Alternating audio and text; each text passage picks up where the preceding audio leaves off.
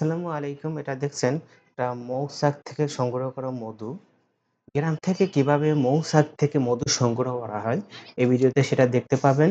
গাছ থেকে কিভাবে মধু কাটা হয়। মৌমাছি দেখতে ছোট একটি প্রাণী, তবে এই প্রাণীটির আহরণ করা মধু থেকে বিশেষ উপকার পেয়ে থাকে মানুষজন।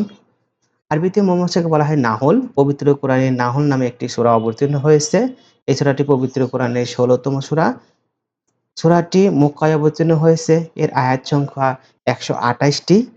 মধুতে রয়েছে মানুষের জন্য রোগ প্রতিরোধ ক্ষমতা। মধু খেলে অনেক রোগের থেকে মানুষ রক্ষা পায়।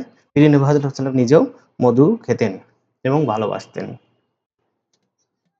এই দেখুন এই যে এই মৌচাকটা কাটার জন্য এই ছিটকিটার পাবনার এলাকায় বলে ছিটকি, এই গাছের ডাল দিয়ে এই দিয়ে এটা বানিয়ে ফেলছে, বানিয়ে এখন সে গাছের উপর উঠছে, গাছের মই দিয়ে উঠছে।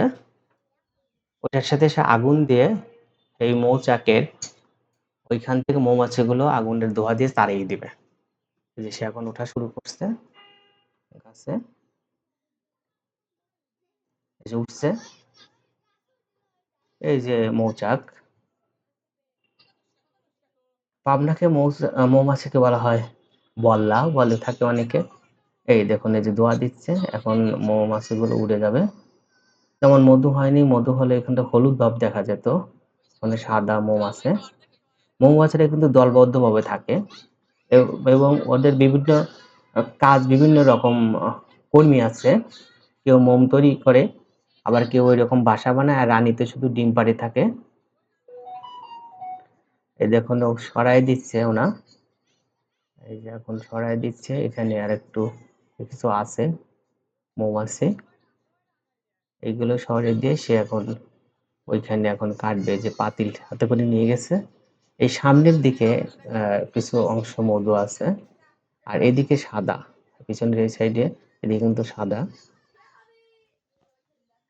মৌমাছি এই মৌচাক তৈরি করার সময় এই যে এখন পাতিল দিয়েছে, এক ধরনের রেজিন বের করে গাছের সাথে আঠালো, ওটি দিয়ে চাকটা বসিয়ে রাখে।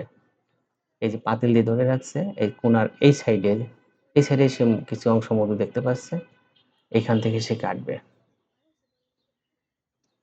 এই যে কাটছে, কাটা এখনো হয়নি, পাতিল ধরে আছে এক হাত দিয়ে, আর এক হাত দিয়ে কাটছে। এই যে গাছের এইখানে এই যে মৌমাছি, পরে কাটা শেষ হলে মৌমাছিগুলো আবার এখানে চলে আসবে। এই কাটা শেষ, সে এখন নিচে নেমে চলে আসবে। তারপর আবার মৌমাছিগুলো এখানে এই যে চলে এসেছে।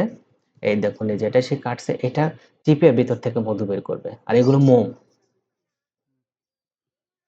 এই যে এটা সে জ্বালিয়েছিল, এখন সে ওটা হাত দিয়ে চিপবে, অথবা যে কোনো একটু ওইখানে চাপা দিলেই মধুগুলো বের হয়ে আসবে। সে এটা আগের কাটা। আজকে এই পর্যন্ত, আপনার সবাই ভালো থাকুন। আল্লাহ হাফেজ।